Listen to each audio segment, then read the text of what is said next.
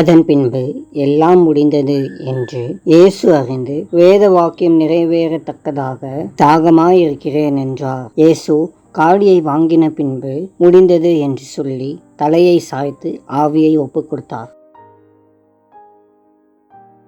இந்த உலகத்திற்கு வந்த எல்லா மக்களிலும் இயேசு மட்டுமே இறப்பதற்கு முன் தான் செய்ய வேண்டிய அனைத்தையும் செய்து முடித்தார். அதில் மிகவும் சிறப்பான காரியம் என்னவென்றால், நீங்களும் நானும் செய்ய வேண்டிய காரியங்களையும் இயேசு செய்து முடித்தார்.